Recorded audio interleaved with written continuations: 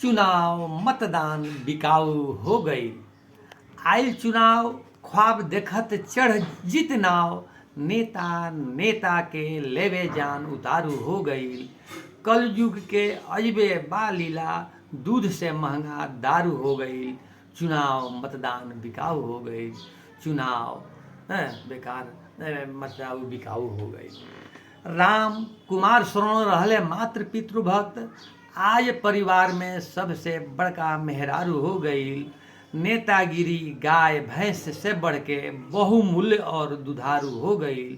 चुनाव मतदान बिकाऊ हो गई, बिकाऊ हो गई। जाति पाति बांट धर्म कर कुकर्म, नेतवन सब सत्ता के पुजारी हो गई। जनता को मूर्ख बना नेता बने सेठ धना, आईपीएस बीपीएस बचवन के स्वप्न भइल ना साकार, पढ़ल भइल बेकार। नेतवन के जोरू और लाल, अंगूठा छाप सीएम पीएम मेहरारू बन गई। चुनाव मतदान बिकाऊ हो गई। बापू सुभाष आत्मा लागल दुख, जब चोर नचनिया नेता बने प्रमुख। जब देश में भरल आस्तीन के सांप गद्दार बिकाऊ हो गई। लिखत होत बादुक जनता रोवत, नेता भोगत स्वर्ग सुख। चंद्रशेखर भगत के बलिदान बेकारू हो गई।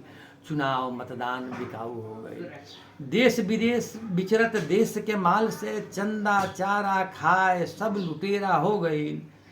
कर घोटाला देश दिवाला, नेतागिरी सब धंधा से उपजाऊ हो गई।